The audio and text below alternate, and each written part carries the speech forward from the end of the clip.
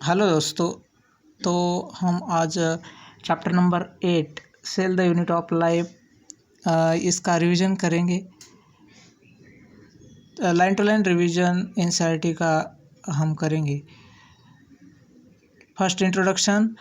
When you look around you see both living and non living things, you must have wondered and asked yourself, what is that makes an organism living, or what is that an inanimate thing does not have which a living thing has?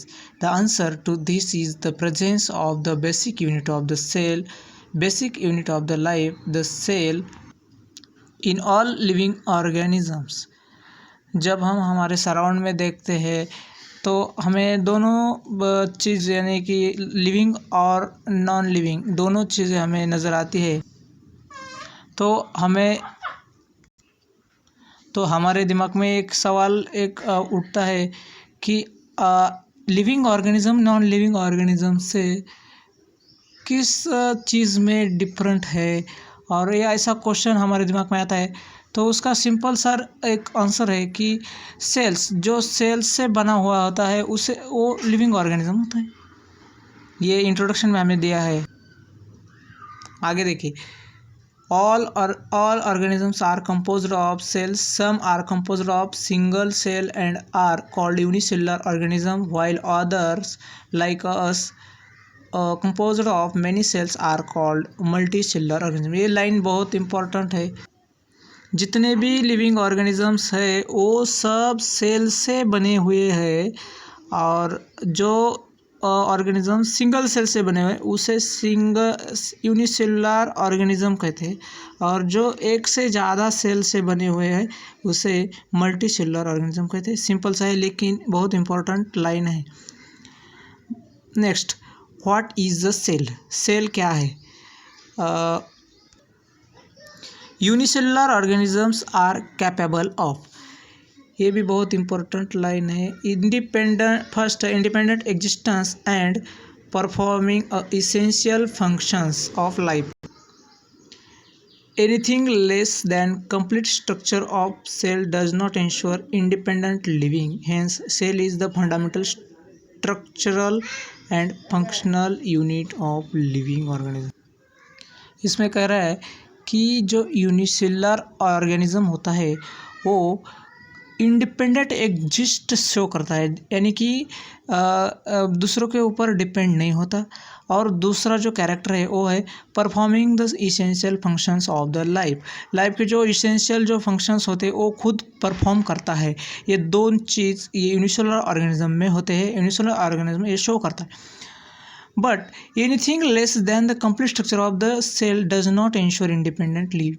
कौन सा भी एक character जो कि essential function है, essential है इस unicellular organism में, जो कि उसे कंप्लीट नहीं करता, वो उसे इसी के कारण वो इंडिपेंडेंट शो नहीं करता, इंडिपेंडेंट नहीं होता, और उसे ऑर्गेनिज्म नहीं कहा जाता। इसीलिए hence the fundamental structural and functional unit of the living organism, cell को fundamental structural functional unit of the living organism कहा जाता है। बहुत important. Next, Anton von Leeuwenhoek first saw and described a live cell. Robert Brown later described the nucleus. The invention of microscope and the improvement leading to the electron microscope revealed all the structural details of the cells. बाद में एंटन horn लीवेन्यूक नामक शास्त्रज्ञ ने पहले live cell को saw यानी कि देख लिया और उसे डिस्क्राइब किया। बाद में रॉबर्ट ब्राउन नामक जो शास्त्रज्ञ है वो उसने न्यूक्लियस जो कि सेल के अंदर होता है उसने न्यूक्लियस को डिस्कवर किया। और बाद में इन्वेंशन ऑफ माइक्रोस्कोप यानी कि माइक्रोस्कोप का जो खोज हो गया, और उसे इम्प्रूवमेंट बाकी सब इस स्टडी का इम्प्रूवमेंट हो गया बाद में। नेक्स्ट, सेल थ्योरी यानी कि किस शास्त्रज्ञ ने ये सेल थ्योरी दिया है, वो उनका जो थोड़ा सा डिस्क्रिप्शन है यहाँ दिया है।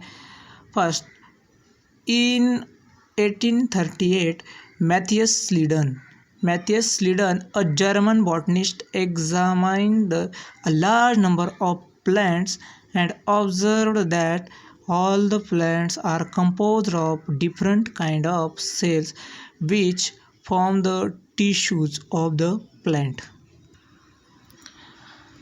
1838 में मैथियस लीडन जो कि जर्मन बॉटनिस्ट है, ये एग्ज़ाम पॉइंट ऑफ व्यू से बहुत इंपॉर्टेंट है। उन्होंने क्या किया, examine large number of plants को एग्जामाइन किया और ऑब्जर्व किया कि जो सब प्लांट्स जो होते हैं वो different types of the cells से बने हुए होते हैं और डिफरेंट टाइप्स ऑफ सेल्स से एक टिश्यू जो है वो बनता है। At about same time Theodor Schwann 1839, a British zoologist studied different types of animal cells and reported that cells had a thin outer layer which is today known as the plasma membrane.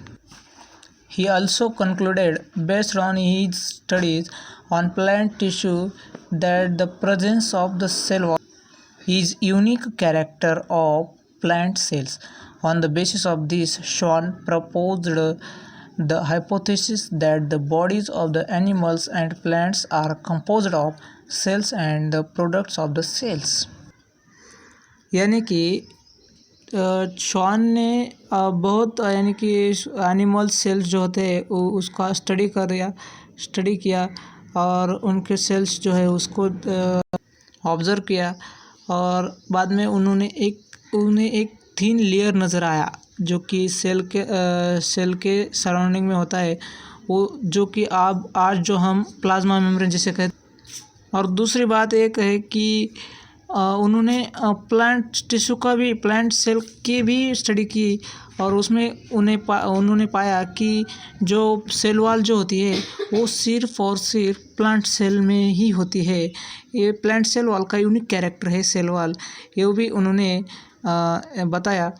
और on the basis of this Schwann ने propose किया hypothesis एक that the जो animal and plants जो होते हैं bodies, animal plant bodies जो होते हैं वो सेल्स एंड देयर प्रोडक्ट्स से बने हुए होते हैं, ऐसा उन्होंने हाइपोथेसिस दिया शॉन ने। इस दोनों का हमें डिफरेंस समझ में आना चाहिए। फर्स्ट जो होते हैं मैथियस लीडन, उन्होंने 1838 में प्लांट्स के बहुत प्लांट्स स्टडी किया और जो शॉन जो है 1839 में एनिमल सेल्स को स्टडी किया और प्लाज्मा मेम्ब्रेन का जो है स्टडी उन्हें बताया प्लाज्मा मेम्ब्रेन होता है।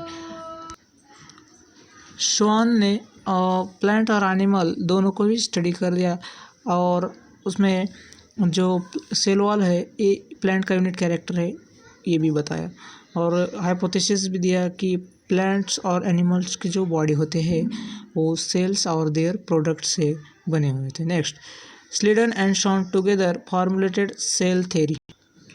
स्लीडन और शॉन ने टुगेदर एक मिलके सेल थ्योरी फार्मुलेट की और दिस थ्योरी जो है, ये जो थ्योरी है वो सेल किस से बनती है ये नहीं बता पाए, यानी कि Schleiden and Schwann together formulated cell theory. This theory however did not explain as how new cells were form, नया सेल कैसे फॉर्म होता है ये नहीं बता सके।